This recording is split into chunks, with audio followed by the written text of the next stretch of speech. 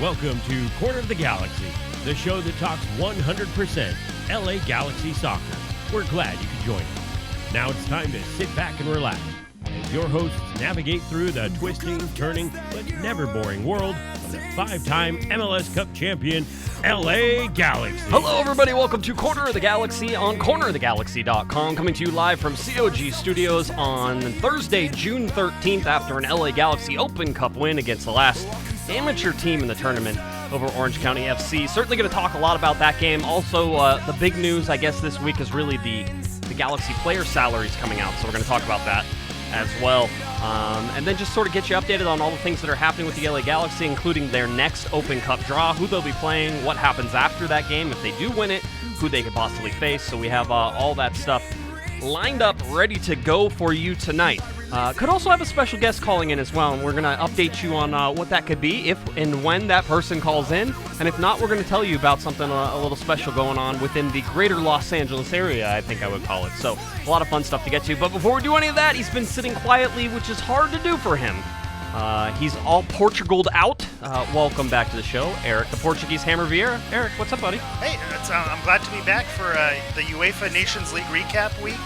I'm all excited to share all my Portugal news for you since we're slow news week. We got the U.S. Open Cup, so I'm good to go with my Portugal news if we need it. That's right. I was going to say we may have to just dive in and just go all Portugal all the time. It's a better story. The Portugal men's team is a better story than the U.S. men's national team. Especially when they play on the same day and those games are going back and forth. One was a much easier choice to watch than the other, I'll tell you that much. Yeah, I'm sure it was. Absolutely. All right, so to kick things off, the LA Galaxy get a 3-0 victory over Orange County FC, an NPSL team, an amateur side, coached by former LA Galaxy great Paul Caligiuri. Was that a question mark? I don't know. No, he's great. He's great. Yeah. United States soccer legend. That's the like. He's a legend, and he's a legend within the Galaxy too. I mean, he's done a lot. So that didn't mean to be a question about that. Okay, but I was gonna say it ended up being a question about that. Put some respect on there. Yeah, it was my fault. I apologize. I apologize, Paul. My bad. Yeah. So anyway, so Paul Caligiuri comes in. Listen, I mean. It was the David versus Goliath. It was everything that you wanted it to be, and through the first half, Orange County FC really did, I guess, hang in there. I think people are putting much more of a princess fairy tale look on that first half than what was actually happening, which is the Galaxy probably had 70 to 75% possession, had all the chances and couldn't finish, which Orange County testing them a couple times as well. Mm-hmm. So there's that. But if you listen to the broadcast, if you saw what people were trying to say about the Orange County team, which, again, they played great, not trying to discount it. But they survived for the half. They survived, and that's the bottom line, is really that they survived. Yeah, I think you're spot on there. I think it would have been nice to see the Galaxy get the go-ahead goal, because there were definitely opportunities there. There were some missed chances, some wide-open shots that could have been turned in and just killed the game right off in the first half. The fact that it was a 0-0 scoreline at the half, of course, that made everyone excited about it and want to talk about how could OCFC pull it off. And so it was just one of those things where, yes, the story was there, but whenever you have an amateur team playing against a professional team, we kind of saw how it shook out, where you have the amateur team who, these guys are going to be hungry. They're playing against a professional team. The atmosphere, full stadium, standing room only, they're going to get excited and they're going to get up for that first half. But over time, the professional team is going to have more fitness. They're going to be able to outlast them. And that's what we saw happen, is eventually they broke down. They made the mistakes, had a foul outside the box, which gave a free kick, which foul in quotation marks. But essentially you caught them, You made them pay for that mistake, and then obviously the second goal was a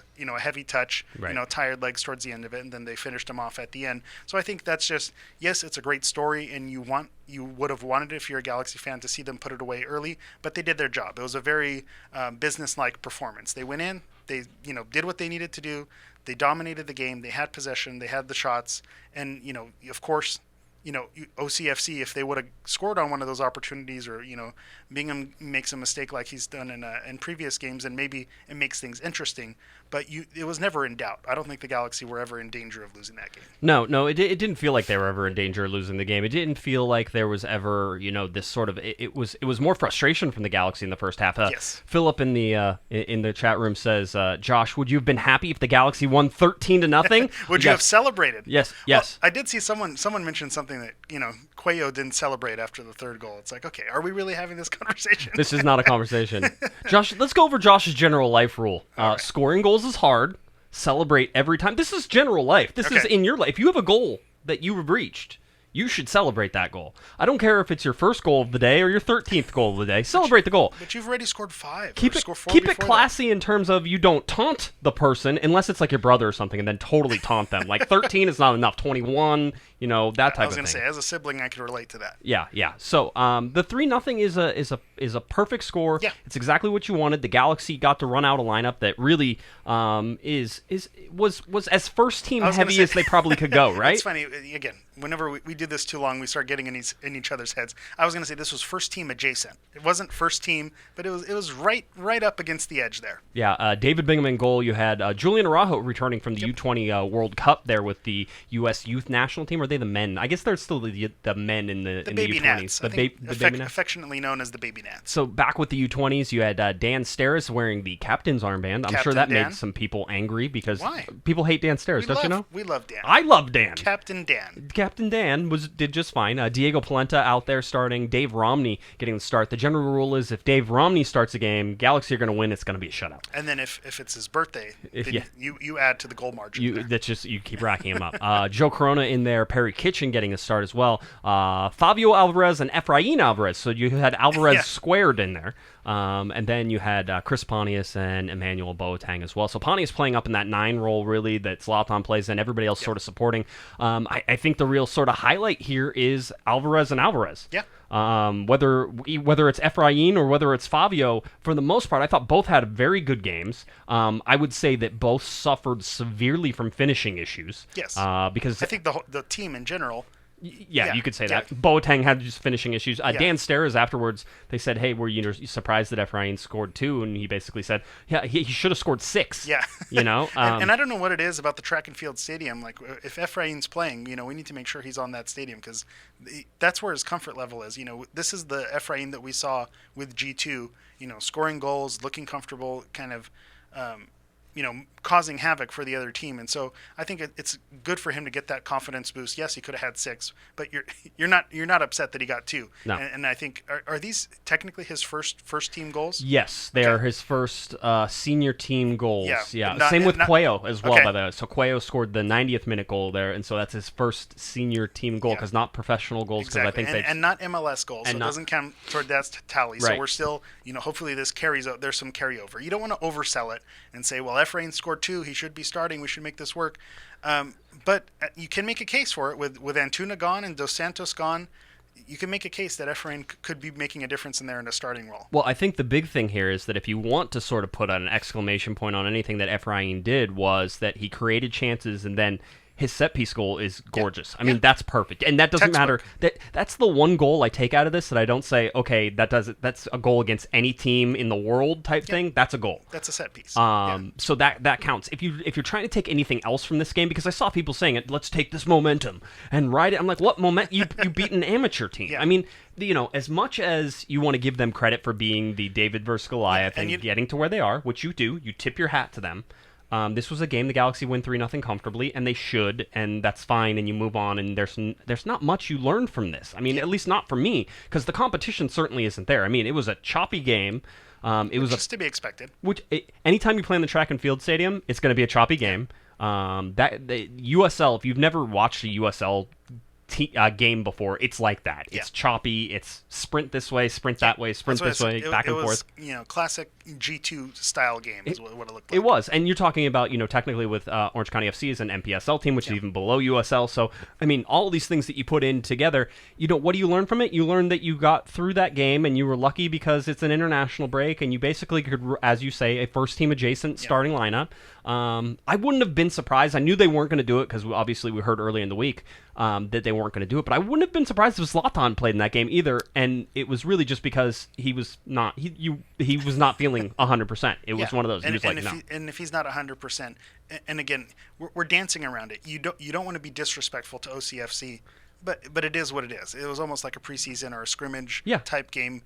You weren't looking to get a lot out of it. The one thing that I am going to take away from it is 3-0. That's their first 3-goal margin of victory this season. So looking back, they've had 2-1, 3-1s, 2-0s. Right. So they haven't laid it on. So the fact that they did play an amateur team and they were able to, go +1 on their biggest victory margin. So, that's something that they can build on is, okay, shut a team out and put more than 2 goals in. I think that's something when what they say, the most dangerous lead is a 2-goal lead because, I heard 13-0 is also a very dangerous lead. Yeah, in the 86th minute, you never know when it can turn. Right. So I think getting that insurance goal at the end, getting a third goal, you want to see a team not pile on, but you want to see them be able to put a game away and put it out of doubt. And they did. They did their job.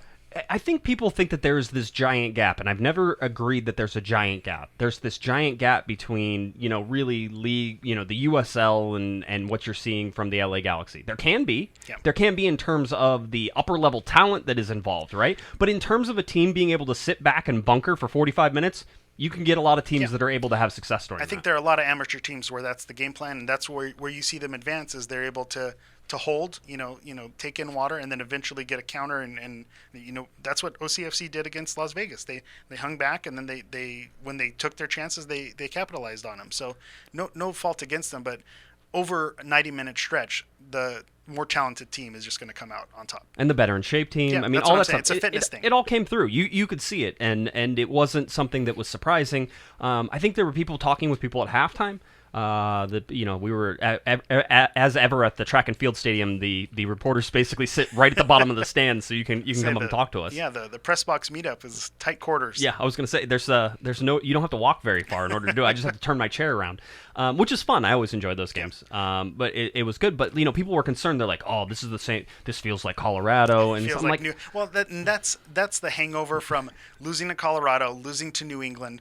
Poor opponents and not putting away a game in the first half, not putting it out of reach, and making you nervous. So, the fans who felt that way were absolutely within right to feel that way, but at the same time, given the opponent, you just knew at some point those goals were going to come. So switch now from Efrain Alvarez, who had a good game. Again, probably could have scored 3 or 4 more goals. I was disappointed he didn't get more on target. In fact, that was really my big disappointment from the entire Galaxy team the first half is put shots on target. Yeah. You barely tested the guy. Make stuff happen. Amateur goalkeeper, make him make a save, make him bumble a ball, get a rebound, make something happen. And then so you had Favio Alvarez, who was really the main culprit of this, which was he was finding space in the middle. He was putting shots in. And he was lofting shots. I was going to say, none of them were fairly well put on target. Yeah. I mean, the Galaxy ended up having 24 shots on goal. Or, 24 shots, 8 shots on goal to Orange County FC. 6 shots and 2 shots on goal. Yeah, 6 and 2. Yeah. So, huge disparity in that. I mean, they don't have possession numbers in this, but I'll tell you right now, it was at least 60-40, and it was probably 70-30. Possession I'm seeing is 72% Galaxy, 28%. So, again, dominance. Check off the boxes, all that stuff. I mean, it's great. That's what you should see. There's no bad takeaways from this. I mean, everybody. If you look at the second goal was started by Ema Boateng. I mean, and not only was it started by Ema Boateng, but it was literally started by Ema Boateng because he started running forward to put the deep press on, and he waved his arm forward as if to call the entire Come on, everybody. Let's go, follow me, right? And that comes in. Then there was pressure from Pontius, and then Kitchen ended up with the ball. Kitchen to Alvarez. Alvarez broke through somebody, and that's what you want to see. Again, all this stuff was good. I'm fine. I think this is. I mean, I don't know what you really want to take from this particular game, other than you got 3 points and you survived. Because there's other teams, Major League Soccer teams, who did not survive these games against the USL side. Chicago got bounced. Colorado got bounced. Atlanta was going to extra time whenever just before we started. That's right. That's going on right now against the Railhawks, isn't it? Or no. Now they're North. It's I think Chattanooga. You're right. No, is it Chattanooga or Charleston? Charleston Battery. Yeah, that's who it was. You know what? Good job naming all of the USL teams that were like. When you're the Southern California based guy, and it's just all the same thing. Yeah. Charleston, North Carolina, Tallahassee, whatever it is. Tampa Bay Rowdies. It's just all the same. Once you get on that side of the Mississippi, it's all the same to me. Yeah, it's all my ignorant. That's my ignorant take for the day. They should celebrate their goals. Celebrate them all. Jump up and down. Celebrate all you want. So here on this podcast, we're a big celebrate your goals fan. Just in case you couldn't tell. Yeah. So let's talk though about I think the bigger thing that was going on. The atmosphere, is that what we're going? Oh, sure. Just steal my transition. That's cool. I tried butting in. No. Steal your thunder. What I want is to talk about the atmosphere at this game. Okay, so the official count is 5,000 people. There may have been a little more. There may have been a little less. I don't really know. I don't know what that stadium looks like with that many people in it, because I can tell you right now that I expected about 1,500 people. Okay. I expected. I think the stadium itself was set up for about 2,000 people in terms of how many people they actually think were going to show up, and 5,000 people showed up. Yeah. And again, kudos to them. Exactly 5,000 people. That's interesting that it landed on exactly 5,000. What's the capacity of the track and field stadium? Yeah, because I would guess that it's 5,000. No, it's actually they can expand up to 12,000 and do all that stuff but as well. It wasn't expanded. But what I want to do right now is I actually want to take a little break. We're going to set this all aside because we have a special phone call coming in. I believe we have a special phone call coming in. Is this Brandon? Yeah, this is Brandon. Hey, Brandon, it's Josh Guesman, Eric Vieira here on Corner of the Galaxy. Now, Brandon, you are the owner of Temecula FC, right? Yeah, that's correct. That's correct. All right, so something sort of special has been going on around Twitter and around the Twitterverse, and especially around the Galaxy, and we've been sort of watching it, and it was something that a good friend, Chris Tucker from the Riot Squad cast, and Jamie Bacon, who got almost 300 people to last night's Open Cup game. Certainly we'll continue to talk about that. But Brandon, as the owner of Temecula FC, you guys are in a little bit of a bind as you approach, I believe, your last game of the season here? We have our last home game. So we have a match Sunday in LA against AS Los Angeles, and then we have our last home match on the 22nd, and then we have to travel out to Arizona on the 29th. Right. And so we have three games left in our season. 3 games left in the season right now. Temecula FC is part of the MPSL, so the same league that Orange County FC, which the Galaxy just played in there. And you guys need a record-breaking crowd for this last game. And the last game's on June 22nd at 6 p.m. We'll give you some links and talk about it. But basically, if there's not a record-breaking crowd, Brandon, what happens here? Well, we don't return to the MPSL. Not that I don't love the MPSL. Believe me, I sit on the board for it right now. A huge supporter of the MPSL. I think it's one of the best, if not the best, platforms for an amateur team to go professional in terms of building supporter base in the community, sponsorship, stuff of that sort. I think there isn't anything better. I've been around U.S. soccer as a professional player and as a coach for 22 years now, and I haven't seen anything better than the MPSL. So it's nothing against it. It's just we're in a little bit of a tough situation due to some politics in our area. Yeah, absolutely. I mean, this is local soccer at its finest, though. This is a Temecula-based club, play in Temecula. You're named Temecula FC. I mean, this is one of those things that I think a lot of people who follow Major League Soccer, we get to see the lower level teams, and especially with the U.S. Open Cup going on right now, it's something that's I think on the front of everybody's mind. So, this is one of those things that not a lot of times, I guess, in a lot of our lives can we have a direct impact on possibly saving something or helping somebody out. Tickets are $10. Is that correct? Yeah, that's correct. Yeah, so $10 online, 15 at the gate. Yeah, $10 online right now. I think Chris Tucker wanted me to mention that basically it's cheaper than a beer that you buy at Dignity Health Sports Park. No, it definitely is, yeah. Yeah. So, I mean, this all stuff. And I know a bunch of people got free tickets for the Open Cup game that just happened on Wednesday night. So you have probably a free $10 sitting in your pocket. Just imagine that Open Cup price. That's what you're paying for your Temecula FC ticket. Yeah, so I mean, at least here at Corner of the Galaxy, I love lower level soccer. This is sort of trying to build that pyramid within the United States that hasn't existed for so long. So, I mean, Brandon, what else can we do? I'll give you your best pitch if you want to talk to everybody, and we get a fair number of listeners. There's at least 3 people who listen on a regular basis. My mom is one of them. I think there's enough to get the 1,500 mark. Yeah, I think we can get to the 1,500 mark. I think we can do this. So, I mean, Brandon, what can we do to help you out? I agree. No, that's really it. I mean, the main thing is, guys, I mean, like I said, I started playing professionally here in the U.S. out of high school, and I actually played for Galaxy's reserve team. Xavier Zambrano was the head coach at the time and got me up to the Galaxy out of Cal State Fullerton because the goalkeeper coach had moved up there. And he said, you're never going to get any time in here with Cienfuegos and some of these players in here. Play with the reserves. Well, I did, which was the Orange County Zodiac back in the old A-League. I remember them. Used to have like Seattle Sounders in there and some other the Colorado Foxes. Big teams now. Yeah. Well, long story short, there was no support really, and the club went bankrupt after a few years. I had to go out to Boston and play out there, and then over to England and play. But the real change needs to be, like, when I came back from England, I loved it over there. It's amazing how the community supports and gets behind a team, whether they're doing good, whether they're doing poor, whether in the Premier League, whether they're in non-league. Obviously, there's different numbers in terms of support, but that varies as well. If you're in non-league, it's not as expensive as being in the Premier League, and you get, obviously, vice versa in regards to the amount of money you get, sponsorships you get. But it's all pretty sustainable. And here, it's very, very difficult to be self-sustaining. And we've been very, very good for 6 years. We have some local drama going on with youth clubs and stuff like that. And it's come to a head to where, you know, we have a little situation at our venue that we've been using for the last 2 years, which has been great for us.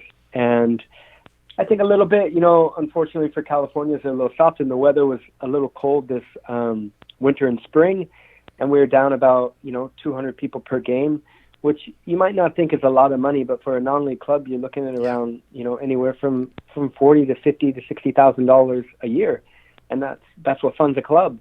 And so we're doing everything that we can because we've got pretty much all volunteer staff, always have, even when we've had Premier League coaches and national team coaches come over and support, and we've got a top coach now from Ireland who's with Shamrock Rovers over volunteering his time. So we have a bunch of people that just volunteer because they love the game. Me and my family, you know, we do put all of our money back into the club because it's not really about the money. It's just about eventually what could be in Temecula. And that's really what it's about. It's not what there is now, getting, you know, 75 to 800 fans at a game at the high, and the average about 150 to 250.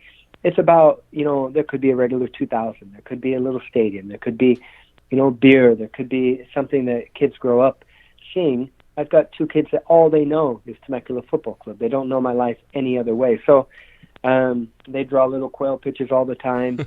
I mean, these things can get into the community, and there's other kids that are absolutely mad about our club and supporters that are mad about our club.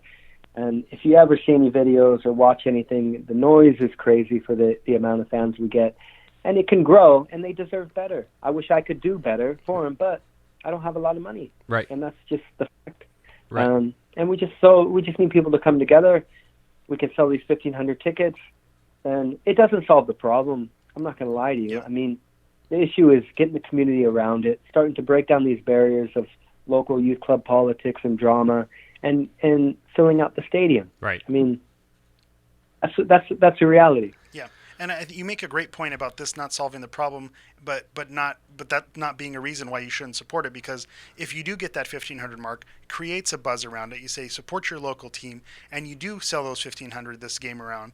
And there may be people who live in the Temecula area, but may not be aware of it. But now they hear this groundswell that's going on, and so maybe you're not going to get, you know, the solid 1,500 attendance every game next year, but you're going to get some people who, you know, there's a lot of people, you know, who move to that area, live in that area, and they say, oh, I didn't know there was a club around here, and now it starts to build. Yeah. And I think that's the importance of this move. Yes, it's not going to solve the problem, but it could create that groundswell that's going to support the club moving forward for years to come. Yeah. It really feels like that too. Yeah, Brent. One more thing. I'll let you go, and then I'll give my best plug as well. Yeah, go ahead. No. I mean, yeah. Go. I was going to say, you know, here at Corner of the Galaxy and me, I already bought 2 tickets. You know, it's a Galaxy game day, and I know a lot of people will probably be watching that Galaxy game. If you go and you buy the ticket, you can donate it. So that's not an issue. Just go and buy the ticket. I mean, this is like cheap. It's $10. You know, there's a little tax thrown on there if you buy it online. It's not much. It's, again, you can buy it's less than the cost of a beer at the stadium, and you could probably afford to have 1 less beer this month, maybe 2 if you're feeling generous. 2 less beers than you normally were going to drink this week, and you can help this out. So Brandon, I'll let you close it out. No, it's huge. It's huge. Like I said, it doesn't solve the problem, but like I said, you have hundreds of people in our community that volunteer their time, and you have a lot of people. We do have sponsors, and we have season ticket holders that invest a lot of money to make this happen. A lot of people don't realize it's anywhere from $1,500 to $3,000 just to operate a match at the NPSL level. Mm-hmm. So over 10 games, and that doesn't include everything else involved with the game, as anybody can imagine. You know, website, social media, the life. But really what it does is all these people that have given all that, it really means the world to them. Myself and my family who, cashed in 401k, sold cars, stuff of that sort to make this happen, it makes it worthwhile, Right. and it gives that extra little bit of spirit to say, hey, you know what? We can make this happen. Things can change in this country, and we can have, there should be more than just Temecula FC within 30-mile radius. It's really sad that there's not teams like at our level in every single city in this country. Yeah. And if we can start to show sustainability, then there'll be more teams. Yeah. And that's what it's really about. Hey, not too bad right now, at least according to the NPSL website, currently 5th in that Southwest Conference division for Temecula FC. So again, the date is Saturday, June 22nd at 6 p.m. That game playing at Chaparral High School, I believe. And then where can everybody go to purchase those tickets? Yeah, just TemeculaFC.com. TemeculaFC.com. We'll have a link in the podcast here as well. Brandon, we wish you the best. We're cheering for you. Hopefully we can help out any way that we can, and hopefully this will kick it off. We'll get those 1,500 tickets. I think we can do it. Oh, wait. I believe. Thank you so much, guys. Appreciate it. All right, there we go. Good luck to you. There's Brandon Jantz, the owner of Temecula FC, calling in. Again, Chris Tucker and the Riot Squadcast and Jamie Bacon, who was responsible for over, I think, 300 whenever it all came down to it. 300 tickets coming in to that Open Cup game, or sort of spearheading this again. Chris told me that if I didn't give him credit, he'd hurt me. No, actually, he didn't say that. No, he just wants to help save local soccer. You don't get a chance. Again, it was it was $20. I mean, $22 or something after tax. And once he threw the Orange County Zodiac reference, I was in. You were in? Yeah, that was it. Yeah, that did it for me. They actually beat the Galaxy. I remember going to a scrimmage where they beat the Galaxy. So supporting those local clubs, those lower level teams, that's really what it's all about. Of course, you want to support the pro team, right, to have the league grow and Major League Soccer grow so it becomes a contender worldwide. But you don't build to that until you have these lower level teams and you see room for growth. So that's part of it as well. Well, now we transition and sort of see again what that support was at the Open Cup game, and that felt like a local soccer event. Yeah. Intimate setting. Yeah. Undiluted Galaxy fans. That's what it's all about. Well, and here's the thing is that apparently, and I don't know if this is 100% true, and maybe I'm wrong. And if I'm wrong, I'm happy to be wrong. That's fine. Somebody will correct me, I'm sure. But from my understanding is that the supporters groups don't necessarily get that game for free because their tickets are already discounted for the main season for the LA Galaxy. They don't necessarily get those tickets, the Open Cup tickets, for free. They might have to pay for them, or there aren't as many, or something like that. It's a different plan. It's a different plan than if you're a season ticket member, you get those tickets for free. Got it. I did not know that. Yeah, I think at one point that I will tell you right now that every season ticket holder that's a regular season ticket holder got those tickets for free, which means that if every single season ticket holder showed up to that game, there wouldn't be enough seats for everybody, right? Which it felt like. When I got there was a line to get in. The stands looked full, so we kind of sat around the gate, and there's something special about that. And of course, Jamie Bacon didn't sell every single ticket there, but I think she played a huge part in making it a thing. It was a thing. And so we talk a lot about Galaxy Twitter and Twitter not being real life, but this, you actually got to see it happen in real life. And we shouted out Chris Tucker earlier and his wife. Like, I don't know them, but I know them from Twitter. So when I see him at the stadium, everyone says hello, and it's a good time. And that's the sense of community that you get. And at the U.S. Open Cup, it just makes it feel a little bit different because everyone is right there, literally shoulder to shoulder, and making it work. And I think just the atmosphere there that was the magic of the cup. The magic of the cup. Because, yes, it was. Because of the intimate atmosphere, everyone had the same feeling. Everyone was excited, and it made it a thing. The international break, I think, helped. Yeah. Because there were no other games. You're not sandwiched in between games. You're not where are you going to make it happen? It being summer, kind of the right time of year. So all of the stars aligned to make this a special atmosphere and a special game. The bacon bump. The bacon bump. It happened. It happened. I don't know if Jamie's going to like that, or like us saying that or not, but we're talking about the bump of attendance. It's a positive It's a positive thing. Yeah. We like it, and it's pretty good. So the LA Galaxy go on, and now they're on to the 5th round of the U.S. Open Cup. I'm going to tell you something right now. I'm going to tell you how the U.S. Open Cup works in general sense, and then I'm going to tell you why the LA Galaxy's Open Cup run is basically over now. Why you got to play us like it's over, Josh? because this is how it works. The teams that usually end up winning the Open Cup usually play on the road once. Yeah. That's usually the ones who win it. They have one, maybe two, but you could, the final. The final's the last game, and that's the one you end up playing on the road. Then you can have a possibility of winning it. But In this particular case, the Galaxy will go on the road. They will go on the road, and they've been drawn against the Portland Timbers. It was between 3 other teams. You had LAFC, who beat RSL. You had San Jose, who I believe beat Sacramento Republic. Yep. And you had the Portland Timbers, who beat the Seattle Sounders. Okay, now, if this all seems like deja vu, yes, the LA Galaxy played Portland in the U.S. Open Cup in the 5th round last year.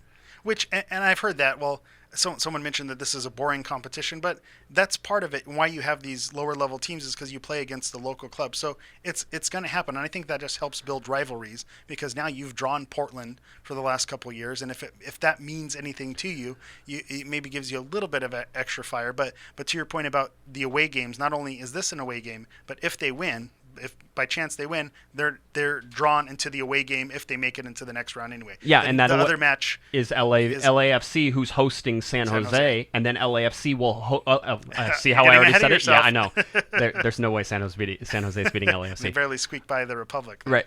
Then the Galaxy would go to San Jose or go to regardless LA. of who wins, that's the home side. Now, I said this was the worst possible draw for the LA Galaxy as well. Not only do you not have a home game, not only do you not have a home game the next one, and then you got picked against the worst team to be drawn against because it's the furthest travel distance, 2 days ahead of a Saturday matchup against FC Cincinnati in MLS, in a matchup that you really need to win.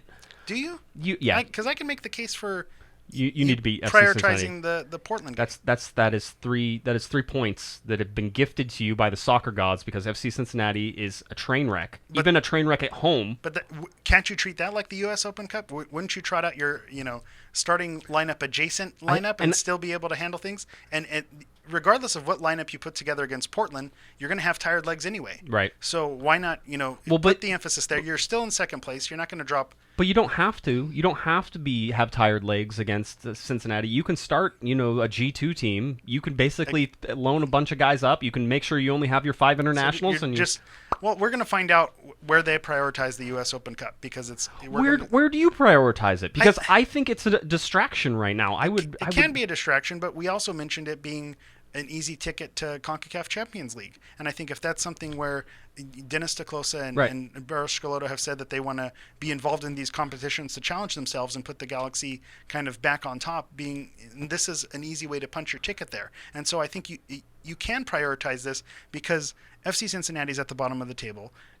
I think regardless of how you look at it, you're going to have some players from the first team play in this game against Portland. You can't go 15 new players. I bet I could. So, but I don't think they will. Right. So if you're going to put some guys in there anyway, why not just go for it? And then, you see what you roll the dice against Cincinnati, because they're so poor. Maybe you can squeak something out and make it happen with your B team there. Here's my counter argument. Yeah, but still. And second, the draw screwed you. Yeah, that's a horrible draw. Yeah. So saying that that's the easiest way to the US is a lie now, because it could be if you had a home game. If you had a home game, or if you played LA. Quite honestly, the best draw, if they were going to have an away game, was to play LAFC. Stay in town, yeah. And not worry. And you're like, cool. Because then you don't have to worry about travel one day apart. We'll go travel 12 miles up the road, come back.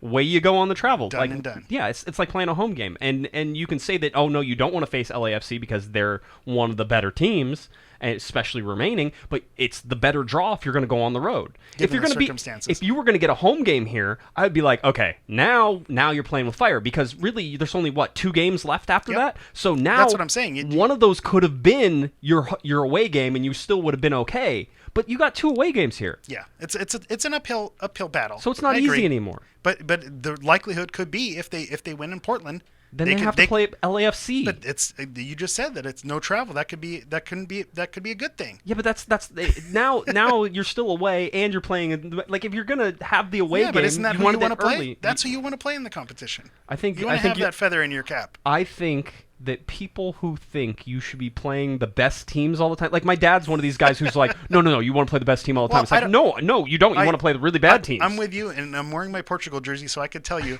the Euro 26 championship was based on not playing the best teams. See? So I agree with you there, but this is different. It's El Tráfico. You want to play those guys. Sure. It brings it's just a little extra spice. You're going to play them twice this year already. We'll make it 3 times. And probably in the playoffs as well. I mean, I'm feeling saucy. I think in the playoffs as well. To me, this U.S. Open Cup, it can be an easy way if you get the right draw. The coin flip didn't go their way. And I agree. Now they're in trouble. And now it's sort of like, okay, so how much effort do I really want to put in on this? Yeah. And that's where I think it has to come down. The next game scheduled, as we said, so you're going to play on June 18th. This is in Portland, 8 p.m. It'll be on ESPN Plus, so you can look forward to that. They're playing it at Providence Park, so it'll be in the newly constructed or newly reconstructed Which stands. still has turf. Which still has turf, Which is yes. unbelievable. So Zlatan's not playing in that game. Do you know that? Well, didn't he at the beginning of the season say Yes. turf's not an issue anymore? Yes, but this is a U.S. Open Cup game. Well, yeah. 2 days before That's fair. having to play on turf at FC Cincinnati. Yeah, he's not going to play two turf games back to back. So, no, send G2 up to Portland. This is getting worse by the second. All right. It is the worst straw they possibly could have had. Send OCFC up there. Yes, We that's decline. fine. We decline. Send OCFC up there. That's a good idea. Actually, great. So Send Temecula FC up there. that works Let too. him keep the proceeds. Brandon can do it. I will call him up. Quarterfinals coming up on July 10th if the Galaxy should make it past Portland.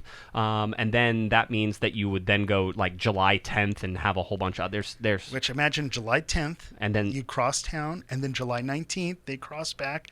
Come on, it's How El is that- Trafico, how- death by El Trafico. How is that not what you want? Yeah. So somebody's John on the chat room Is it says, John Cena? No, it's not John Cena this I time. like when John Cena. It's John Pat with 7 T's. I still like you, Pat. Okay. John Pat. John Pat. He says, I'm going to Cincy. Do not want a B team. See? The people are all coming in there. This is how they go. All right. So that's sort of where we are. So quarterfinals July 10th, semifinals August 7th, and then the finals August 27th or 28th. As we said, right now, as the draw has been, the LA Galaxy will be on the road the next 2 games. If they win, after that, there's a redraw, and so you'll get to see who hosts. Yeah. Which will be interesting. But the bracket is set now, so basically you can follow the matchups as you go. This is one of those podcasts that if you're listening to it in the car and you're sort of saying, "Oh yeah, this is going to work great," I'm going to tell you that I have a bunch of graphics for this one. If people don't know by now, you come for the graphs. You come from the graphics. You come for the charts. I do. I do. Yes, it's a great audio, oral listening Experience. It's an You know, the ASMR. ASMR. Yes, I know. We were going to go there. But the bonus is when you get to watch the live stream. So It that's is all part of it. You know what I say? Do both. Do both. My numbers love it when you do both. But yeah, so showing the current bracket up there right now, you can see that the little red marks that they have on the bracket, if you go to the U.S. Open Cup, thecup.com, I believe, is one of them. You have to try to search for it a little bit sometimes. Just put U.S. Open Cup. Make sure the cup gets in there because Google will want to autocorrect to just the U.S. Open. And then send you to Pebble Beach. Yeah, you'll get some golf results there. Which is interesting too. Yeah, I've been watching that. tell Google where to stick it. So you see the little red check marks in there, little red highlights that basically show who has the home game and how it goes, and so you can see the side of the bracket that's in the West, and you can sort of see how it all goes, which means that the Galaxy could end up in the final against Orlando City, the New England Revolution, DC United, New York City FC, Columbus Crew, Atlanta. I don't know who won that game, Atlanta or Charleston, because they're saying it's either, and St. Louis FC and FC Cincinnati. Here's the thing about the FC Cincinnati game is FC Cincinnati has to play St. Louis FC the Wednesday before that game. So they'll be tired as well. No, they're not. I think they're playing them at home. Yeah. No, St. Louis FC is hosting that game. But that's it's interesting. They got a good draw there. It's still not that far. Yeah, but did you just hit yourself with a yeah, but still? It's a yeah, but still, and it's not that far. And a little correction there. The game is on Wednesday, June 19th. So I think you had said the 18th, but it's the 19th. Is it not the 18th? No, it's the 19th. It's the 19th? 19th. 7 days from yesterday. Yeah, it's the 19th. Yeah. Who said the 18th? I think there's another guy who snuck in here. There's and some said the moron 18th. on this. Anyway, June 18th. Wait. No, June 19th, Wednesday. Yeah, there you go. There you go. See? Okay, that's what it is when that game is. Again, on ESPN Plus. And if you have ESPN Plus, you will not be blocked out. These games are not blacked out because they're not being broadcast anywhere else. That's just there. ESPN Plus is it. And then update, Atlanta United beat the Charleston Battery 3-1. Did they beat it? It was 3-1. Okay, full time. Full time. Okay, so they went extra time, though. They were in extra time. It was 1-1 at extra time, and they scored 2 goals in extra time. Okay, there we go. Let's now move on, being we have 20 minutes left in this particular show. Is that all we have time for? I know. We were. Man, I thought we weren't going to have time to. I thought we were going to have to stretch, but I guess we made it work. No, we always figure out ways to over exaggerate certain portions of this show to make it fit within a certain time frame. That's how it works. But let's go to salaries now. The big news sort of came out, and I got a heads up on Monday that on Wednesday the MLS Players Union would be releasing the salaries. This is what they call their official salary survey, and so we are then able to look at what everybody on the team makes.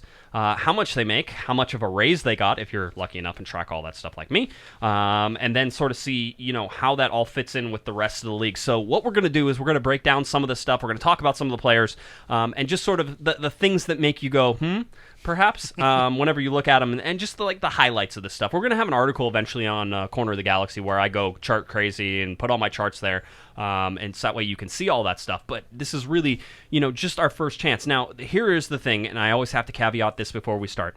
The information that you are seeing from the MLS Players Union is obviously put out for a reason.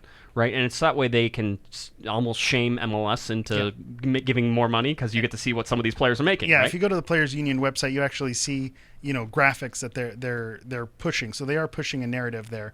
One of the first things you see is for the fourth year, what is it? For the base salary for senior rosters for non-designated players has increased 150% over the last 5 years. Which is great, because the average is around, $400-something thousand dollars now? now? The average 5 years ago, 2014, was $138,000, and now it's at $345,000. It's $300,000, that's huge. There's definitely a narrative that they're pushing to get wages up, because, again, when you're able to pay more, you're going to attract better talent. So that's how it works. Hello. Yeah, yes. I'm going to be careful with my words. Yeah, it's fine. Family show. Yeah, that's right. No, but that's what you're seeing. That's what you're trying to do in this, is that there's an influence going on. I'll also tell you that this is a salary survey, right? So this is basically an anonymous salary survey, and they ask the players, and they say, "What are you?" And then it's not really anonymous because then they print it out. But they tend to say, they're like, "Hey, listen, we do this the right way. We put out the survey, and then the players respond, and that's what gets put out here." So you think Zlatan could be getting paid less, but he says, "You know what? No. I'm actually making 7.2." No. But I'm not really. No. No. I mean, the numbers are fairly close. Here's the thing, though. These are all based off of a 12-month thing, though. So if you had somebody who came in, like you had a Favio Alvarez, his number that you're seeing is based on a 12-month contract. Yep. So that doesn't mean, so that's different. So you see $525,000 for Favio Alvarez. That doesn't mean he's walking away with all that, money, in his pockets. It's, prorated to whatever he came in. Yeah, exactly. Is my microphone on? It's Don't talk on. about. Is this one of? Am I not supposed to say anything? It's on. It's just it's making noises. I don't know. We've been messing with it for 25 minutes. There's a mouse in here or something. There could be, very well. No. So anyway, I mean, this is that. So it's based over 12 months. So technically, Favio Alvarez might not actually be making all of that money, or he is making it over 12 months, but he's really making it over 8 months, and it's just a way to sort of put everybody on an equal ground, or at least their attempt to. So that's sort of the easy thing. All right, that's where we're at. There's also two numbers that we talk about. We talk about the base salary. We talk about guaranteed salary. For just all intents and purposes, we talk about guaranteed salary because it's the one that includes all the guaranteed bonuses. So it's really the money that they're going to get, and then they have to pay. No matter what. Yeah. Because Wayne Rooney, people are sort of pointing out that Josie Altidore makes more than Wayne Rooney, but Wayne Rooney has a super heavy contract that is all incentives, but that's not guaranteed because it's about how many goals he scores and how many assists he gets. So he probably ends up making more than Josie Altidore. How many hair plugs he pops? Exactly. It's all in there. All of that is in there. So that's how that goes. All right. So as we look, let's start team-wise with everything going on. So we'll start teams and look at basically what we'll call positional spending by team. All right, and so we start with the totals. All of these are ranked from 1 to 24 right now. I didn't put Nashville in there because they actually have already signed some players, I believe. Interesting. Yeah, they have a couple players signed. And then, obviously, there's a category in here called Major League Soccer. That's my favorite one. Yeah, which is it's right there at the top of the list. Where the league is paying people, and they pay some heavy salaries right now, including Giovanni Dos Santos at $6.5 million, which, by the way, our inclination to guess that he was going to make 6.5 was correct because he'd been increasing by 500,000 over the years, and so we're saying, okay, if it was going to be 6 last year, it was 6.5 this year. So celebrate your victory, Josh. There you go. Woohoo! Good guess. That's the charts talking there. So anyway, you go and look at number 1 is Toronto FC at $22.1 million. The LA Galaxy come in at number 2, $18.5 million. Now, Toronto and LA have sort of been up near the top for a long time, but I should also point out, this does not count transfer fees. If you count transfer fees, Atlanta United is a lot higher than 6th, okay, because they spend a ton of money in transfer fees. But as everybody has been pointing out and has been incorrect about, but we can set the record straight here for just a second. Zlatan Ibrahimovic is the highest paid player in Major League Soccer, which we'll talk about here in a second, at $7.2 million.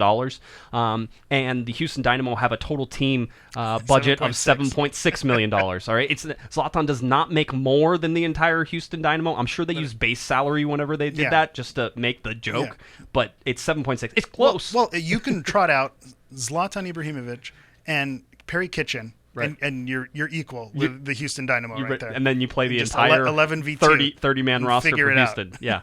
So, I mean, that's where you're looking at sort of the spending disparity. 22.1 over there at Toronto FC and then 7.6 with Houston.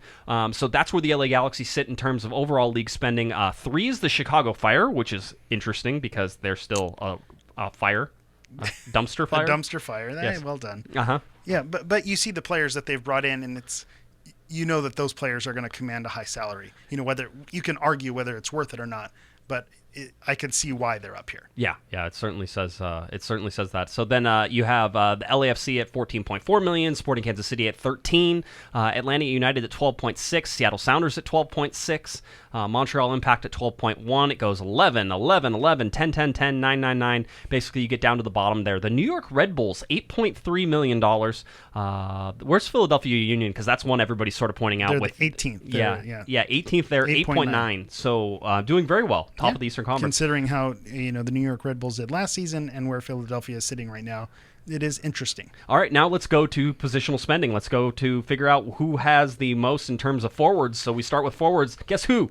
Is it the team that's paying $7.2 million? It is the team paying and then, Zlatan Ibrahimovic. Here's my favorite part. Yeah. $7.2 million for Zlatan. What's our grand total for forwards that we're spending? 7.354. Yeah, first of all, the Galaxy don't have a ton of forwards actually listed as forwards. Yes. There's something that the player union does. They list forwards, they list midfielders, and they list defenders.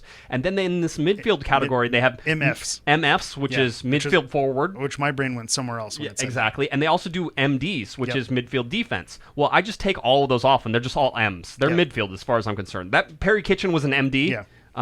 Which is funny because Perry Kitchen MD. Kevin Kitchen. I think that's MD. A great sitcom. That's how it works. But he's a midfielder, and we all know that. So there could be some. If anything on this, I skewed towards midfielders in my assessment of how to read this chart and how to put this data together. So just so you know, the midfield section is going to probably have a couple more players in it that maybe it shouldn't, but that's how we have to do this. Toronto comes in at 6.8, DC United at 3.6, Atlanta United at 3.5, and the fifth is the Seattle Sounders at 2.8. Now let's go on over to the midfield now and take a look. This is interesting because the LA Galaxy dropped to their second lowest position on these positional charts. They go down to 6th in midfield. $7.2 million. There are a ton of midfielders on this team.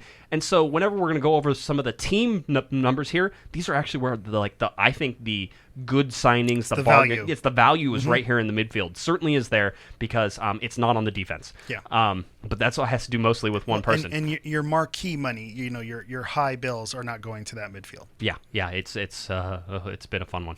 All right. So now, so you look at that. So Toronto FC is number 1, Chicago Fire number 2, LAFC number 3 at $10.3 million, Sporting Kansas City at 8.2 on the midfield, Montreal Impact at 7.6, the LA Galaxy at 7.2 at the bottom, Colorado Rapids $2.4 million. Don't worry, the Colorado Rapids will top out at one of these.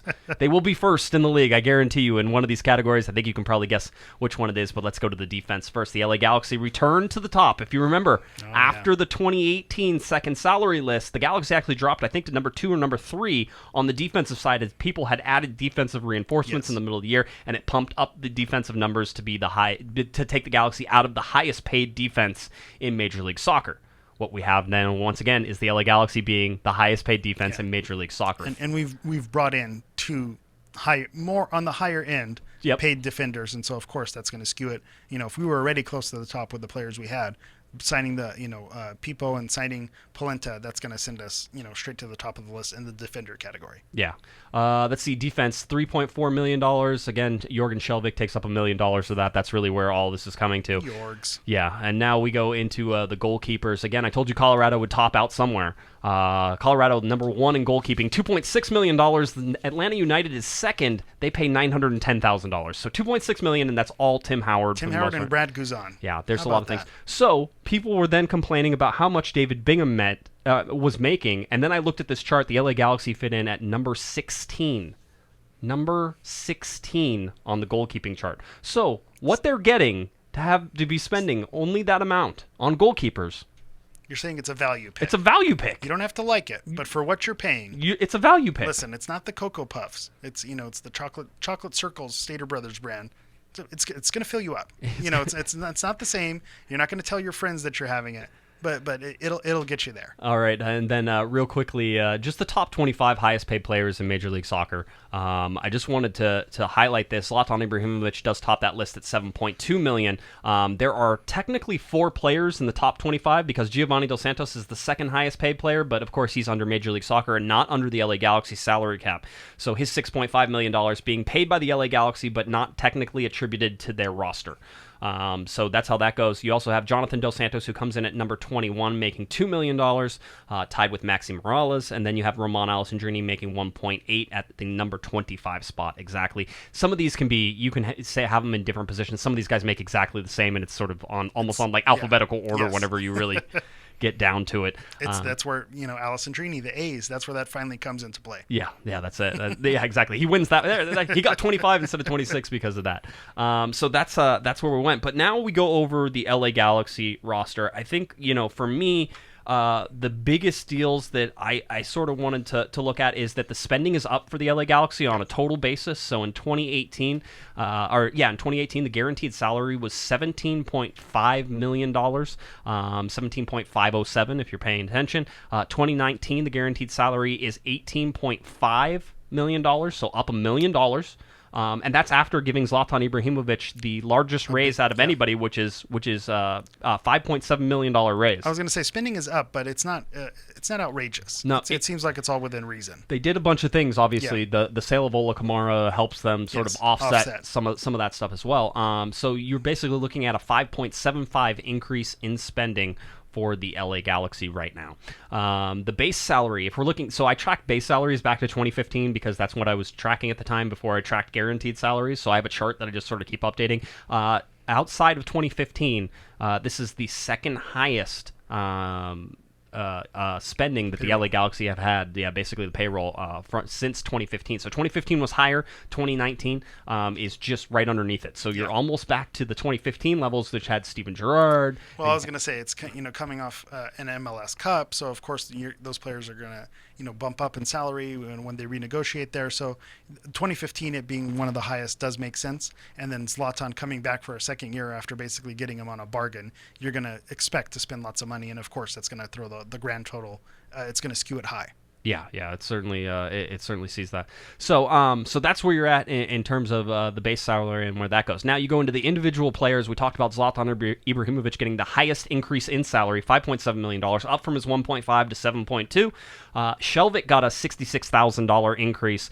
David Bingham received a $100K increase in salary. Sebastian Lletget received $60,000 increase in salary. A lot of these are programmed in, contract bumps, so it's not really a surprise.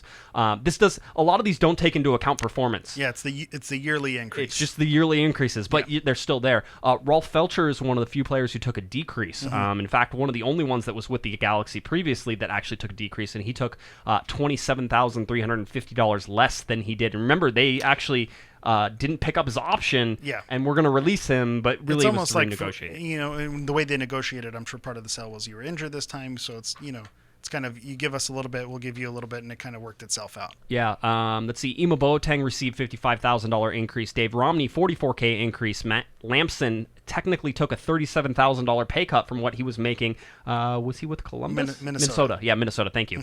So 37 pay cut to come, and then Joao Pedro, who isn't even on the LA Galaxy roster. Them checks, Joao. 20K more for Joao Pedro, which is still listed on the salary guide. So therefore, $240,000. It's still there. Maybe he won't exactly be doing all that. We'll see. I don't know how much the Galaxy pay that, but it is at least showing on the MLS Players Guide. Yeah, it's there. The big deal here was also finding all the new players, right? So there are 1, 2, 3, 4, 5, 6, 7, 8, 9, 10. There are 10 new players that we have, salaries for that basically we didn't have salaries for before. One of those is Juninho, who you're like, he's not new, but he wasn't in the league last year, so it's a new salary Rookie number. of the year, Juninho. Yeah, exactly. That's how it goes. Diego Polenta, $777,000 plus. People Gonzalez at $720,000. And there's your defense right there. That's what bumps it up. Yeah, it certainly increases it. Favio Alvarez, who was new and who you didn't know how much they were going to pay, $586,000. Joe Corona, $550,000 coming over from Jolos. Uriel Antuna on loan. I would imagine the Galaxy are paying a large portion of this, and I think it's probably fair, $420,000, which I thought it makes sense. Feels about right. I don't. None of this is like screaming out at me. $163,000 for Juninho. I figured if you were going to bring him back, it would probably be about that much. I mean, you can argue whether or not it's worth that because he doesn't play all that much. But you would have thought the U.S. Open Cup would have been his time to shine. He did. He got to play. He got to play.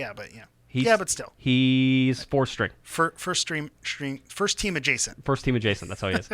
Julian Araujo coming up, $86,250. Ethan Zubac coming up to the senior team, $78,125. Emil Cuello signing in the MLS draft, $70,250. And Didi Traore coming up from LA Galaxy 2, $56,250. So those are the new numbers that we now know. And your junior analysts, added to the roster there. New guys. I mean, it's a far cry from the 11,000.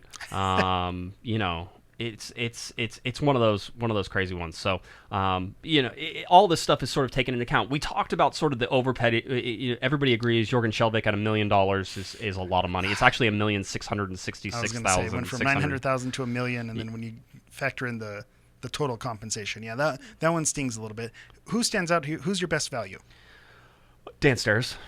Yeah. I'd say Chris Pontius and Dan Stairs are the two that stand out. For what you're paying them and what they're able to give you, I think that's bang for your buck right there. Chris Pontius, $190,000, and Dan Stairs, $155,000. That's a steal. I would also throw Dave Romney in there at a steal as well, $118,950.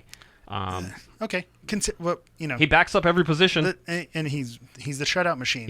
Put him on the field, Galaxy get a shutout. Dave Romney, the shutout machine. Yep, that's how it goes. So really when we're looking at the salaries, I mean, there's some room here that you could really clear if you wanted to clear some things. And you expect it to clear next season. Next season will be interesting when contracts come up and you see some of the salaries that they're paying and how they're able to replace that and reconfigure.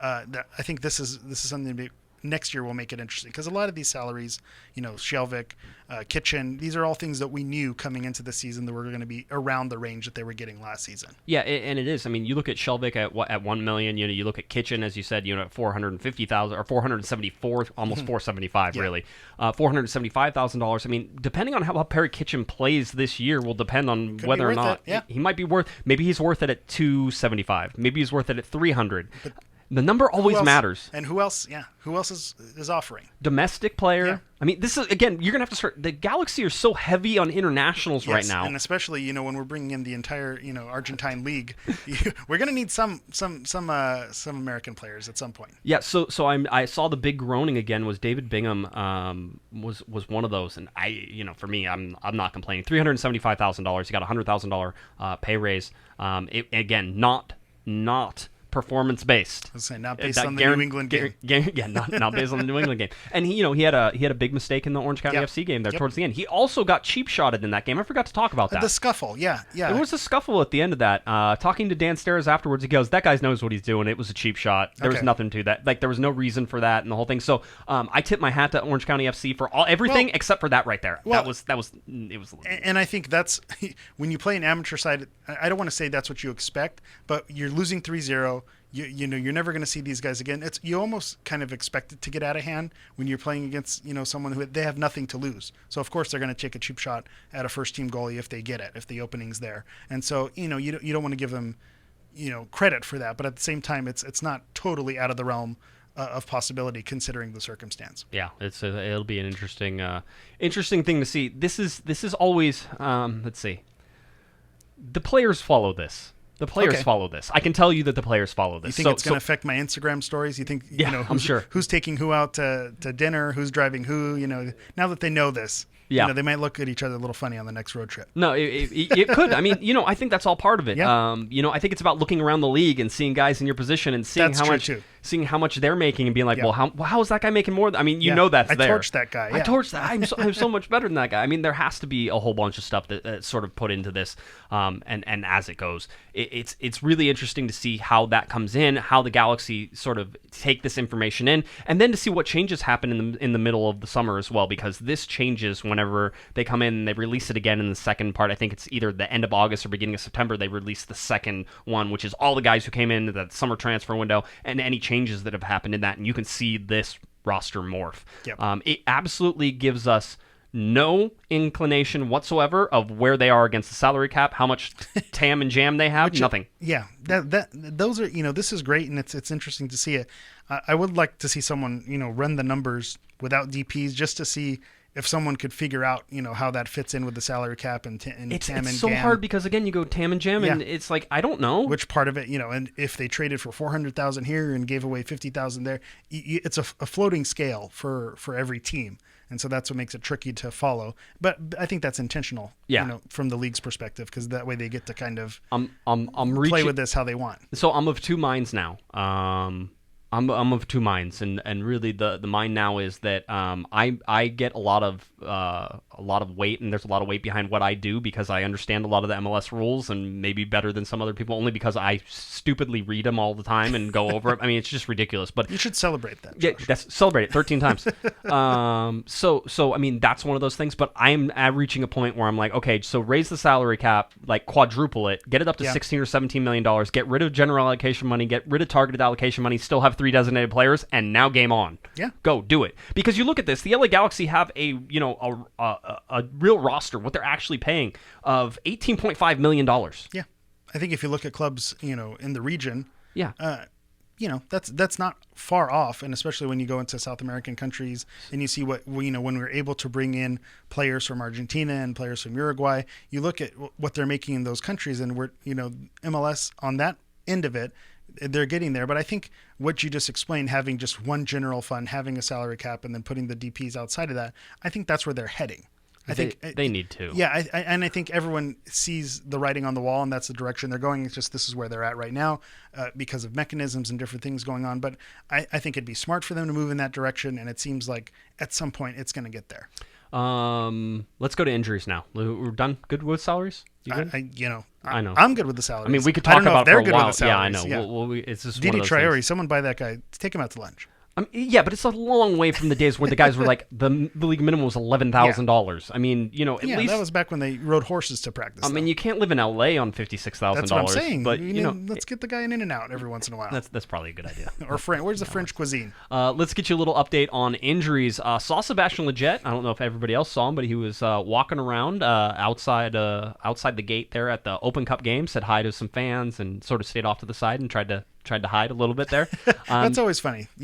Unfortunately, I didn't make it in on time thanks to the bacon bump. The bacon bump. But that's always fun when, obviously, this was a first-team adjacent lineup, but when the other guys kind of trot out to the side and creates a little fervor there. Well, so I can imagine legit, causes Beatlemania. People want the pictures. They want that blue steel look. Yeah.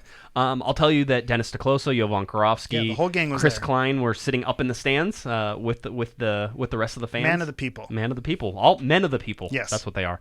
So they were there as well. So he looks like he's getting better. He didn't talk to the media, but just in terms of watching him walk, it didn't seem like he was having any problems. He's not far away. No. So I think that him not going to the Gold Cup is going to be a little blessing for the LA Galaxy. I have this feeling in my head that that's going to work out for him. Rolf Felcher away with Venezuela, and so we don't really know where he's at with his injury. We're expecting that eventually we'll see him play in the Copa America. He's been in the ice bath. I feel good about it. You feel good about it? Yeah. I've been watching it on Galaxy Profile. Jonathan Dos Santos has a right ankle injury. Yeah, this one was a little bit of a surprise. Picked it up in the game versus Ecuador. He told, I believe it was Univision, he said, he says, it bothers me a little, it prevents me from running a little to be at 100%, but I hope to train with the team and be ready for the game. Remember, he's away with Mexico right now, getting ready for their game against Cuba. He goes, I hope the pain goes away. 3 or 4 days go by, the pain diminishes. I want to play against Cuba. There are 3 days left. I'm going to do everything possible to be there, but the first thing is health. It's nothing serious, but it is the heel where you take all the weight of your body, he concluded there.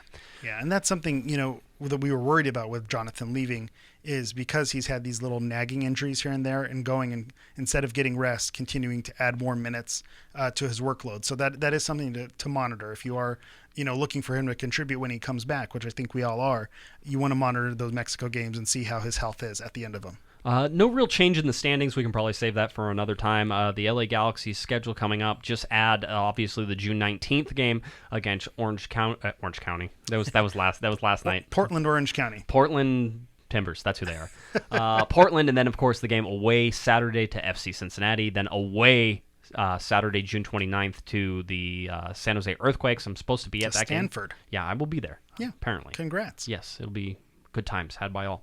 Then Thursday, July 4th, you come home and the Galaxy will play Toronto FC at home. By the way, USA versus Canada on the 4th of July. What more do you want? By the way, I'm not this year. I'm already plugging for next year's 4th of July game. Is going to be a little more special. I already know some stuff that's going on. Total tease. Total tease. Wow. I'm Insider info. I don't know what's going on. It's keeping me in the dark. The tickets aren't even for sale. You can't get them, but you're going to want to go to that July 4th game next year. Next year. This year, it'll be fun. Is 5 Seconds to Summer playing? No, don't tease me. Wango Tango 2.0? Wango Tango 2.0 right there on 4th of July. Sounds good to me. So that's sort of where the schedule lies right now. Remember, the Galaxy also have games coming up against LAFC on Friday, July 19th. And then they will, of course, have to play in the league. No, I can't. The League's Cup. The Cuppity Cup. Whatever that is, on Tuesday, July 23rd, my birthday, because they just want to punish me and make me go to the game. That's going to be bad. I'm going to be the only one there, I have a feeling.